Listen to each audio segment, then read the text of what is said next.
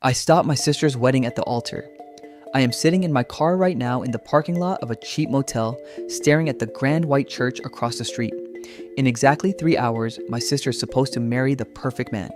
The flowers are being arranged, the guests are arriving in their finest clothes, and the music is starting to play. But inside, my purse lies an iPad with evidence that will tear our entire family's life to shreds. If I stay silent now, my sister is financially and emotionally ruined forever. If I speak up, I am the monster who destroyed her dream wedding in front of everyone she knows. And the worst part, I have already made my choice and there is no turning back. To understand how I got here, you need to know about my sister, Lisa, and her fiancé, Marc. Marc was the ultimate dream son-in-law, rich, handsome, incredibly polite, and always reading every single wish from my family's eyes. He bought my parents expensive weekend trips, paid for our family dinners, and treated Lisa like a literal queen. On paper, he was a saint, but he was so perfect that it actually made me sick. I never trusted him. In my experience, nobody is that flawless, and when someone works that hard to be loved by everyone, they are usually hiding a very dark secret. 2 weeks ago, my suspicion finally turned into reality. Marc and I were at a high-end restaurant waiting for Lisa to finish her shift at work and join us. Midway through our wait, Marc had to step away to pay the deposit for the wedding catering at the front desk.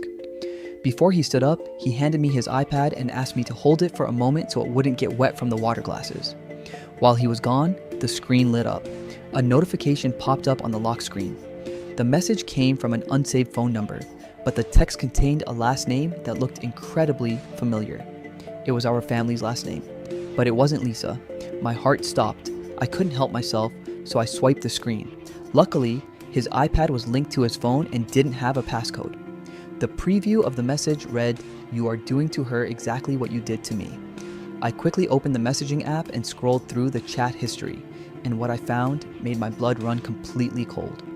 Marc had been almost married once before, 5 years ago. He was engaged to our cousin Sarah.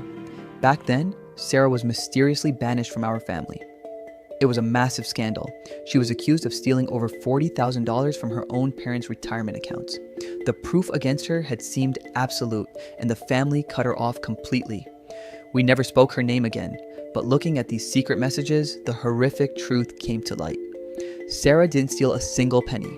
Marc had ruined his own finances through gambling and terrible crypto investments.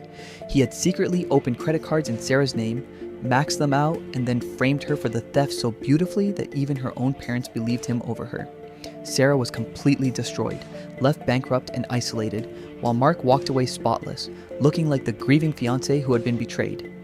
And now, he was using the exact same playbook on my sister. I dug deeper into his files during those few minutes while he was paying the bill. I opened his banking apps and found that he had already opened 3 secret credit cards under Lisa's name. He had already accumulated over $50,000 in debt, and Lisa had absolutely no idea. He was planning to marry her, legally bind her to his massive financial mess, and use her pristine credit score to cover his own skin before the banks caught up to him. Just as I was about to screenshot the evidence and send it to my own phone, I heard footsteps. I quickly locked the iPad and slid it onto the table just as Marc sat down. He smiled his perfect, charming smile, completely unaware that I now knew his darkest secret. The next day, I knew I couldn't just go to Lisa. Marc was a master manipulator, and Lisa was too deeply in love to believe me. If I showed her the screenshots, Marc would easily find a way to lie his way out of it, claiming I was jealous or that the accounts were a surprise for their future. I needed undeniable, bulletproof proof, so I did something risky. I secretly tracked down our banished cousin, Sarah. I hadn't spoken to her in 5 years. We met in a quiet, dimly lit diner on the edge of town. When she saw me, she was defensive and angry. But the moment I showed her the screenshots from Marc's iPad, her face went pale and she began to cry. Chaos broke out immediately. Guests stood up on their chairs, murmuring in shock. My father, realizing what those documents meant, turned completely furious. He didn't even look at me. He turned around and charged straight toward Marc at the altar. Seeing that his game was completely over and that 150 people had just witnessed his crimes, Marc didn't even try to defend himself. He literally dodged my father, ran out of the church side door, jumped into his car, and drove off, leaving his own parents behind. The wedding was canceled on the spot. Lisa collapsed onto the altar in tears, utterly destroyed. For the first week, she completely hated me. She locked herself in her room, screaming that I had humiliated her, that I had ruined her life in front of everyone she ever cared about, and that I should have told her in private. But 2 weeks later, the police officially got involved. With the evidence I provided, they uncovered a massive web of fraud, identity theft, and embezzlement that Marc had been running for years. He is now facing serious federal prison time, and his assets have been frozen. Lisa finally realized the truth. She came to my house yesterday, hugged me, and cried for an hour. She realized that I hadn't destroyed her life. I had saved her from total financial, legal, and emotional ruin. My sister and I are on good terms again, but the family is still deeply divided. My mother and a few aunts still insist that I am the villain. They argue that I should have handled it privately behind closed doors instead of creating a public spectacle and ruining the family's reputation in front of 150 people.